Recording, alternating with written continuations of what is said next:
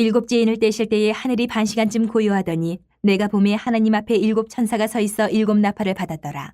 또 다른 천사가 와서 제단 곁에 서서 금 향로를 가지고 많은 향을 받았으니 이는 모든 성도의 기도와 합하여 보좌 앞 금 제단에 드리고자 함이라. 향연이 성도의 기도와 함께 천사의 손으로부터 하나님 앞으로 올라가는지라. 천사가 향로를 가지고 제단에 불을 담아다가 땅에 쏟음에 우레와 음성과 번개와 지진이 나더라. 지난주에 6장을 했는데 갑자기 7장 건너뛰고 8장으로 왔어요. 그 이유는 6장과 8장 사이에 7장이 있는데 6장과 8장을 연결시켜주는 보충 역할을 하는 것이 7장의 내용입니다. 그래서 6장에서 8장으로 건너뛰어서 해도 계속 6장에서도 7장 말씀을 함께 나눠드렸고 8장에서도 그렇게 설명이 될 겁니다. 먼저 8장 1절 말씀을 한번 볼까요? 오늘 보면 일곱째 인을 떼실 때에 하늘이 반 시간쯤 고요하더니 이렇게 되어 있어요. 여기서 고요하다라는 것은 어떤 문학적인 표현이기도 한데 우리가 드라마에서 이 사극을 보면 우리나라 사극을 보면 가끔 그런 것을 잘 느낄 수 있는 광경이 등장하는데 그게 뭐냐면 이제 내관들이 줄을 쫙 도열을 해 있다가 임금이 딱 들어오면 상감마만 납시오 이러고서는 외칩니다. 그러면 왁자지껄했던 그 신하들이 양옆으로 쫙 줄을 맞춰서 도열을 하면서 고개를 숙이고 조용해집니다. 왕이 들어오는 동안 왕자의 안 들 때까지. 이때는 정말 숨소리 하나 안 나고 바늘 떨어지는 소리 들릴 정도로 조용해. 이것이 바로 이 고요함이에요. 지금 이 고요. 왕이 앉기 전까지의 그 고요. 하늘이 반시쯤 고요해졌다. 이 말씀이 바로 이런 장면과 비슷하다고 말씀드릴 수 있어요.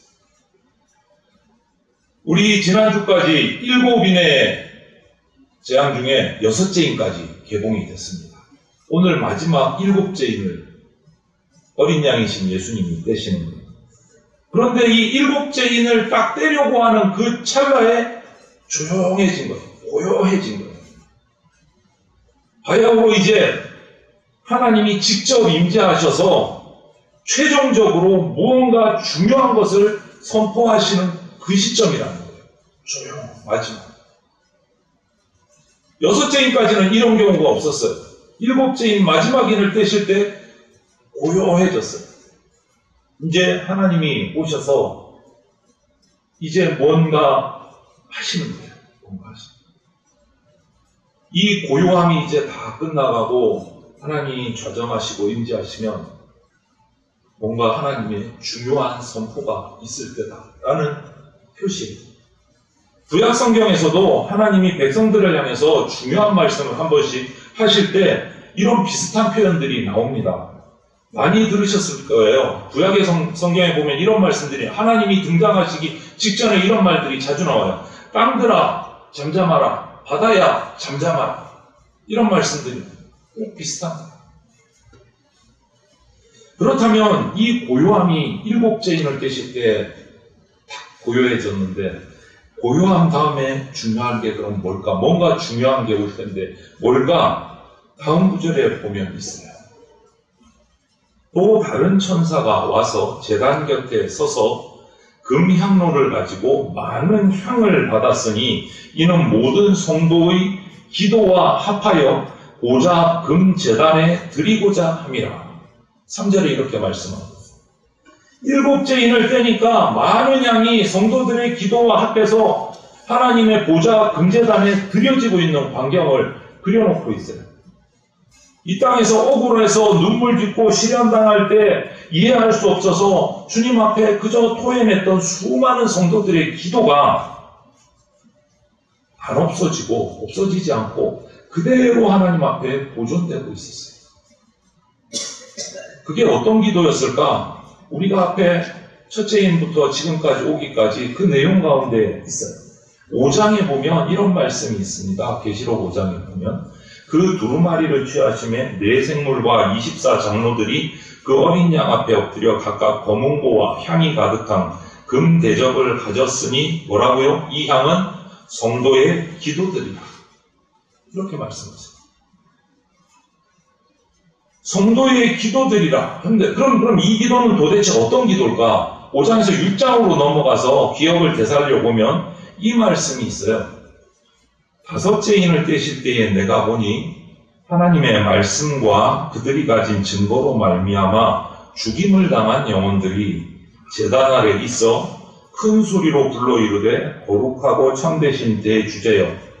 그 다음이죠. 땅에 거하는 자들을 심판하여 우리 피를 갚아주지 아니하시기를 어느 때까지 하시려 하나이까 하니. 무슨 말이에요? 이 기도한 영혼들은 하나님 말씀 붙들고 살았다는 그 이유 때문에 땅에서 핍박받고 괴로움 당하고 심지어는 순교까지 당하면서 죽어갔던 영혼들이에요. 그리스도인들이에요. 믿음을 지키다가 죽임당한 영혼들. 그들의 기도가 지금 그대로 올려지고 있다. 우리가 이렇게 주님 믿으면서 고난당한 거 언제 갚아주시렵니까? 그 기도예요. 그런데 응답이 없었어요. 5장, 6장, 7장 응답이 없었어요. 그런데 8장에 들어오면서 8장 4절을 보면 상황이 바뀝니다. 오늘 8장 4절에 보면 이런 말씀이 있어요. 향연이 성도의 기도와 함께 천사의 손으로부터 하나님 앞으로 올라가는지라. 드디어 기도가 하나님 앞에 올라갑니다. 이 모든 기도가 올라가요.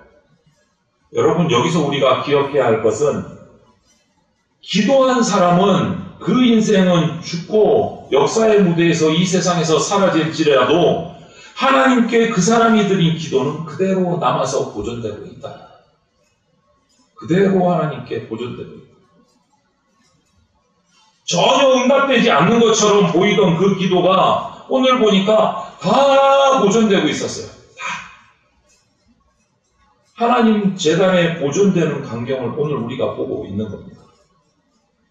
땅에서는 그 기도가 언제 이루어질 거냐 아우성치지만 하늘 성소에는 하나도 버려지지 않고 그대로 다 보존되고 있었습니다.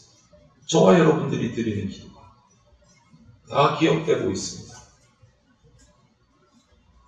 우리가 일반적으로 보면 하나님께 기도를 올리면 그 기도를 가지고 하나님께 올려드리는 건 천사다 이렇게 말하는데, 그래서 이것을 오해를 하셔갖고 일부 종교단체나 종파에서는 잘못 해석을 해가지고 그러면 천사에게 마리아를 통해서 기도하면 되겠구나 이렇게 기도하는 경우가 있어요.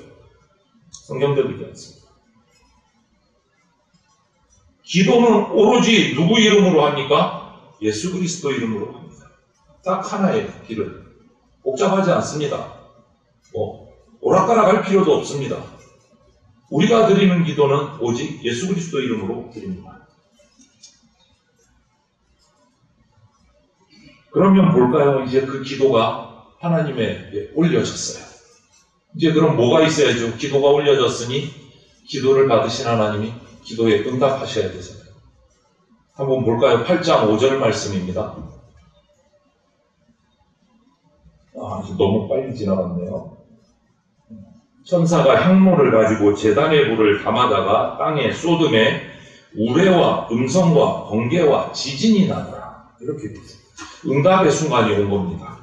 그동안 피 맺힌 성도들의 눈물과 그 원한의 기도가 드디어 땅에 쏟아지는 거예요.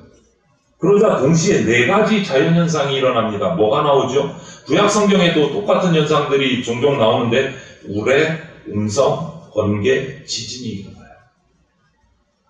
예를 들어서 구약 성경에 보면 엘리야 선지자가 불 속에 숨어 있을 때, 피해서 숨어 있을 때 바람이 지나가고 지진이 일어나면서 하나님의 세미한 음성이 엘리야에게 들려졌어요. 이런 현상들은 하나님이 이 땅에 임재하실 때 나타나는 자연계의 현상이에요. 또 모세가 시내산에서 율법을 받을 때도 우레와 천둥이 치고 땅이 흔들렸다라는 기록이 있어요.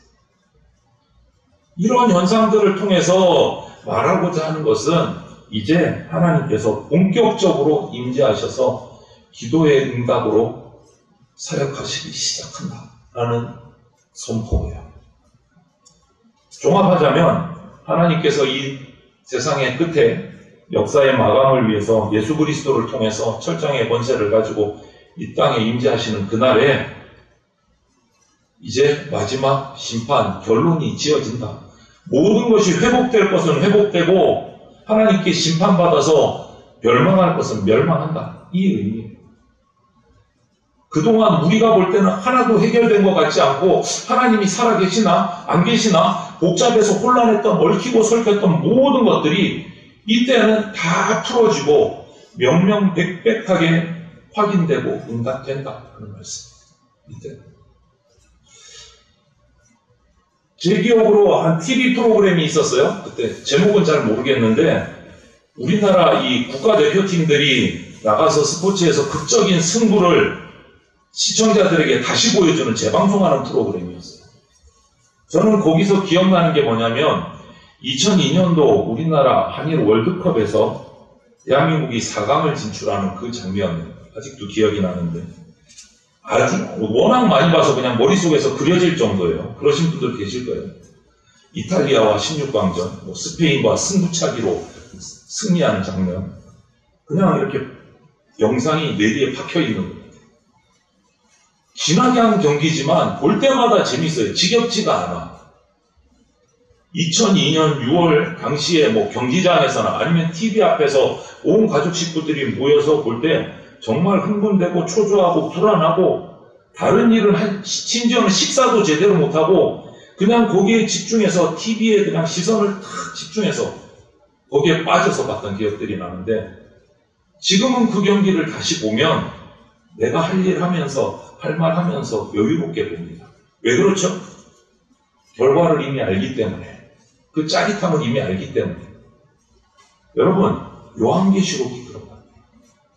요한계시록 장차 일어날 수도 있고 안 일어날 수도 있고 그런 게 아니에요. 요한계시록 하나님이 빛이 있으라 하시면 그 빛은 반드시 생겼습니다. 반드시 생깁니다.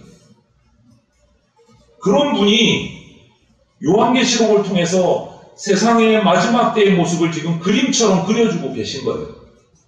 될 수도 있고 안 될 수도 있고 염원, 소망 이런 거 아닙니다. 반드시 이루어집니다. 요한계시록. 미리 이런 것들을 우리 하나님을 믿고 구원받은 자에게 미리 시청각 교육으로 보여주시는 게 요한계시록이에요. 왜요? 낙심하지 말아라. 조금만 더 참아라. 인내해라. 지금은 이렇게 상징으로 보여주고 너희들이 힘들지만 결국은 마지막 때에 현실에 승리하게 해줄 것이다. 그 말씀하고 싶어요. 이것이 요한계시록에만 있느냐? 시편에도 그런 말씀이 있어요, 여러분. 길지만 제가 한번 읽어드릴게요. 73편에 보면 하나님이 참으로 이스라엘 중 마음이 정결한 자에게 선을 행하시나 나는 거의 넘어질 뻔하였고 나의 걸음이 미끄러질 뻔하였으니 시편 기자가 하나님 말씀을 듣고도 넘어지고 낙심될 뻔했대요. 왜? 그 다음에 나오죠. 이는 내가 악인의 형통함을 보고 오만한 자를 질투하였음이로다. 그들은 죽을 때에도 고통이 없고 그 힘이 강하며 사람들이 당하는 고난이 그들에게는 없고 사람들이 당하는 재앙도 그들에게는 없나니 그러므로 교만이 그들의 목걸이요 강포가 그들의 옷이며 살찜으로 그들의 눈이 솟아나며 그들의 소득은 마음의 소원보다 많으며 그들은 능욕하며 악하게 말하며 높은 데서 거만하게 말하며 그들의 입은 하늘에 두고 그들의 혀는 땅에 두루 다니도다. 그러므로 그의 백성이 이리로 돌아와서 잔에 가득한 물을 다 마시며 말하기를 하나님이 어찌알랴 지존자에게 지식이 있으랴 하는도다. 이게 뭡니까?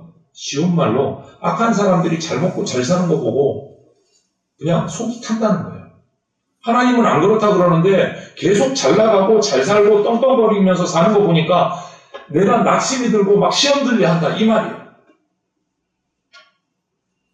그냥 잘 살기만 하느냐? 아니 정반대로 쪼그라들어서 힘들게 살고 있는 우리 성도들에게 찾아와서 하나님 전능하시다면 하나님 살아계시다면 그런데 너희는 왜 그렇게 사니? 조롱한다는 거지. 여러분 이런 경험 당해보신 적 없으세요? 저는 직장 생활할 때 그냥 돌직구를 맞은 적이 몇 차례 있어요. 이런 스타일. 우리 삶의 현실을 그대로 보여주는 장면이에요. 그리고 시편 이 기자가 그 다음에 또 이런 넋두리를 합니다.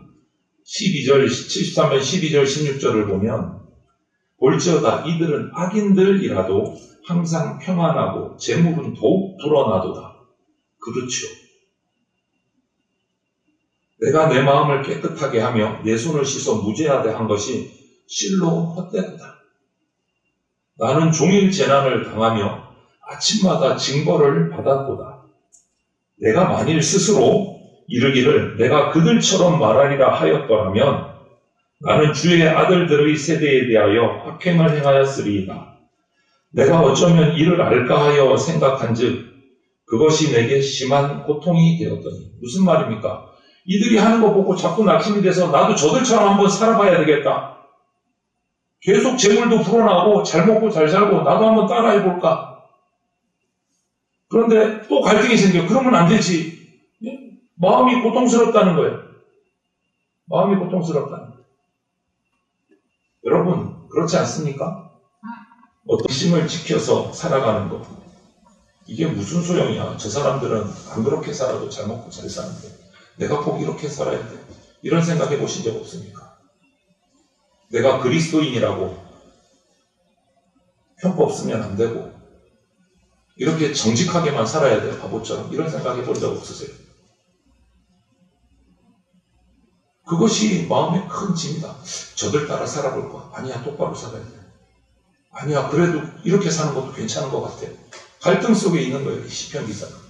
그런데 여기서 17절에서 그 다음 절에서 분위기가 완전히 급변합니다. 뭐라고 고백하느냐?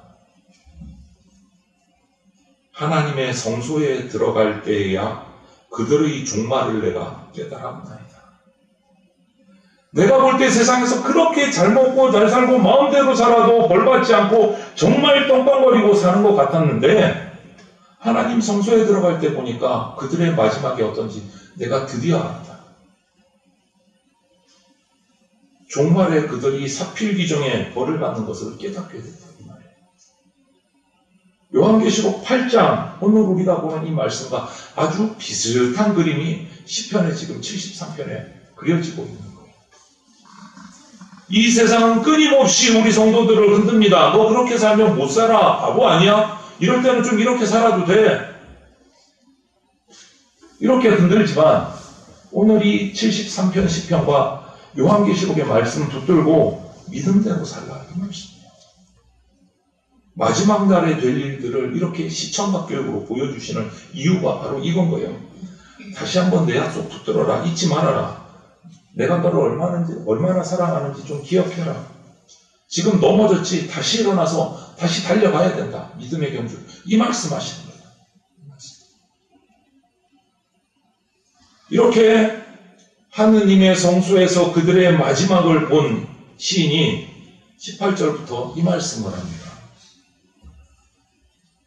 주께서 참으로 그들을, 악인들을 미끄러운 곳에 두시며 파멸에 던지시니 그들이 어찌하여 그리 갑자기 황폐되었는가 놀랄 정도로 그들은 전멸하였나이다. 주여, 사람이 깬 후에는 꿈을 무시함같이 주께서 깨신 후에는 그들의 형상을 멸시하시리이다. 내 마음이 산란하며 내 양심이 찔렸나이다. 내가 이같이 우매무지함으로 주 앞에 짐승이오나 내가 항상 주와 함께하니 주께서 내 오른손을 붙드셨나이다. 주의 교훈으로 나를 인도하시고 후에는 영광으로 나를 영접하시리니 하늘에서는 주 외에 누가 내게 있으리요. 땅에서는 주밖에 내가 사모할 리 없나이다. 내 육체와 마음은 쇠약하나 하나님은 내 마음의 반석이시오 영원한 분깃이시라. 무릇 주를 멀리하는 자는 망하리니 음녀같이 주를 떠난 자를 주께서 다 멸하셨나이다. 그 다음 같이 읽어볼까요? 하나님께 가까이함이 내게 복이라. 내가 주 여호와를 나의 피난처로 삼아 주의 모든 행적을 전파하리이다. 73편 시편의 기자의 마지막은 이렇게 끝나요. 궁극적인 깨달음은 뭐냐? 악인들의 형통, 그들이 그 형통이 끝이 아니고 마지막 때 하나님 앞에서 다 멸망한다. 아이고 속 시원해. 복수가 이루어졌다. 이게 아니에요. 그 다음이 중요해요. 그 다음이 뭡니까? 시인이 본 것이 복수심을 넘어서 바로 하나님이 나에게 허락하신 복, 친밀함. 뭐죠? 하나님께 가까이함이 내게 복이라. 이것을 깨달은 거예요. 하나님께 가까이 하는 것이 복이구나. 그걸 깨달은 거예요. 이런 농담이 있더라고요. 천국에 관련된 농담 중에. 누가 죽어서 금이 귀한 거 생각해서 어떻게 싸들었는지 모르니까 금을 싸들고 천국에 갔다고 해요. 자기가 하는 게 금이라서. 부자였나 봐요. 그런데 천국 문지기 천사가 그 사람이 금을 싸들고 오는 것을 보더니 묻습니다. 예, 너 그거 왜 가지고 왔니? 이 말을 듣고 나서 정신을 차리고 보니까 천국의 길바닥이 전부 금으로 깔렸어요. 너무 쑥스러운 거예요. 그래서 이건 금으로 안 되는가 보다. 주머니에서 가장 귀한 히든 카드를 꺼냈어요. 2캐럿짜리 순수 다이아몬드를 딱 꺼냈어요. 그랬더니 문지기 천사가 예, 저 문고리 성전 천국의 문고리 좀 봐봐. 문고리를 보니까 2캐럿이 아니고 2000캐럿짜리 다이아몬드 갖고 문고리가 딱 만들어져 있어요. 이야기가 유머지만 여기서 우리에게 주는 교훈은 이겁니다. 우리 인간이요, 그리스도인도요, 뭐가 중요한지 모르고 살아갑니다. 뭐가 중요한지 모르고 살아갑니다. 만유의 주 하나님이 우리 아버지이십니다. 그 아버지 하나님이 우리의 주인이십니다. 무엇을 더 바라겠어요? 뭐가 중요한지 알고 살아가야 된다. 뭐가 중요한지. 그러므로 하나님이 사랑하시는 성도 여러분, 우리가 붙들어야 할 것은 우리 인간의 눈에 보이는 세상의 형통, 당장의 어떤 달콤한 결과, 이게 아닙니다. 하나님 보좌 앞에 쌓이고 있는 우리의 기도, 그분의 신실하신 약속, 그것을 붙들어야 돼요. 오늘 8장의 기록을 보십시오. 성도가 그 어려움 속에서도 드렸던 기도가 그대로 다 보존되고 하나님이 받고 계십니다. 지금은 당장 하늘이 잠잠한 것처럼 느껴질지 모르지만 하나님은 우리의 눈물, 우리의 신음, 예수님의 믿음을 지키기 위해서 받은 고통들, 거기에서 울부짖며 기도했던 기도들 하나도 잊지 않고 다 기억하고 계십니다. 7인이 떼어질 때 이 말 그 하나님의 분명한 응답을 바라보십시오. 오늘도 낙심하지 말고 믿음의 자리를 지키십시오. 하나님께 가까이함이 우리의 복입니다. 그분이 우리의 아버지시고 그분이 우리의 기업이시고 그분이 우리의 복이십니다. 이것을 잊지 마시고 하나님께 가까이함이 복이다. 이 말씀을 우리가 품고 인내하면서 기도하면서 하늘의 소망을 가지고 우리는 기대해야 돼요. 7인이 빨리 떼지면 좋겠다. 그 정도 준비가 되어 있으셔야 돼요. 7인이 빨리 떼지면 내 기도가 응답된다. 그 소망을 가지고 살아가는 저와 여러분들이 다 되시기를 주님의 이름으로 축원을 드립니다. 아멘. 함께 기도드리겠습니다. 사랑이 많으신 하나님 감사합니다. 마지막 7인이 떼어지면서 지금까지 하나님께서 다 받으셨던 성도들의 모든 기도가 응답되어지는 모습을 우리가 바라봅니다. 악인은 멸망하고 의인은 하나님 앞에 붙들림 받고 그 기도가 응답되는 모습들을 바라봅니다. 하나님과 함께함이 내게 복이라는 기자의 그 고백이 우리의 고백이 되게 하여 주시옵소서.